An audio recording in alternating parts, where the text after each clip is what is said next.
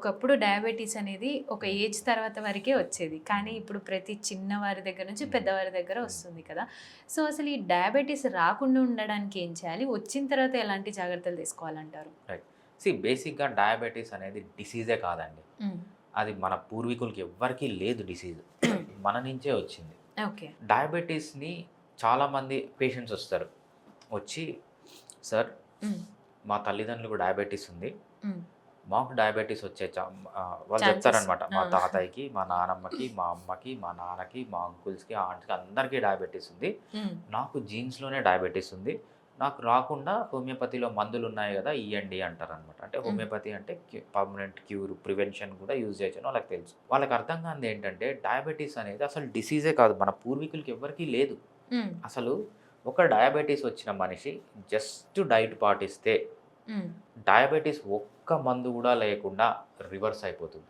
So, okay. దీన్ని బట్టి అర్థమైంది ఏంటంటే డయాబెటిస్ అనేది ఇట్స్ ఒక నాట్ ఏ డిసీజ్. డిసీజ్ కాదు. హ్మ్.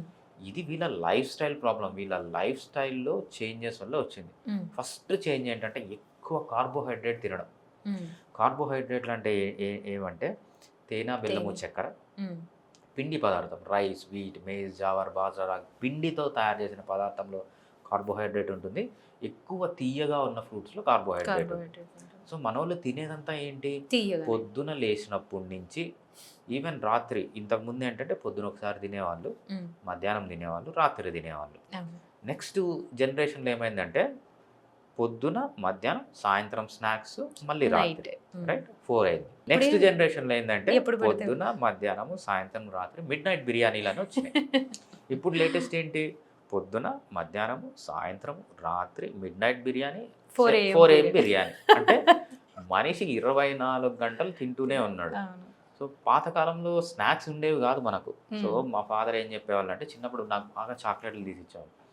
ఎందుకు అని అడిగితే మా తాతయ్య మా ఫాదర్‌కి తీసియలేదంట చాక్లెట్స్. హ్మ్. సో, ఆ చాక్లెట్ తినాలనే కోరిక మాకు బాగా చాక్లెట్స్ ఇచ్చి మా ఫాదర్ అలా తీర్చుకున్నారు. పాతకాలంలో ఈ చిరుతిండ్లు లేవు. ఇప్పుడు ఈ 6 పూటలేనా అంటే అది కాదు.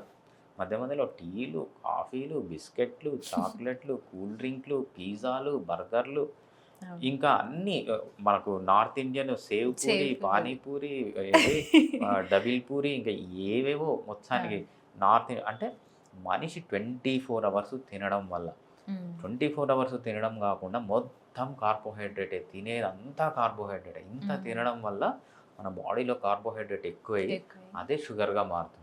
మన ఓకే. పాతకాలంలో ఎలా ఉండేది?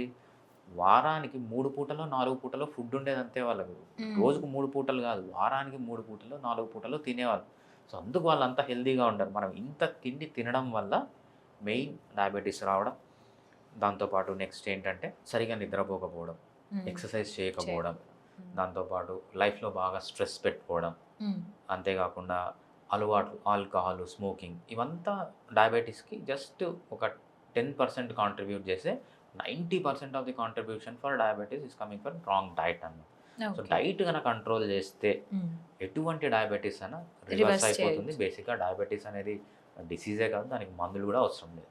Okay doctor. చాలా క్లియర్‌గా ఎక్స్‌ప్లెయిన్ చేశారు ప్రతిదీ. Thank you so much doctor. మళ్ళీ ఇంకో యాహ్! వీడియోతో మళ్ళీ కలుద్దాం. థాంక్స్ అండి.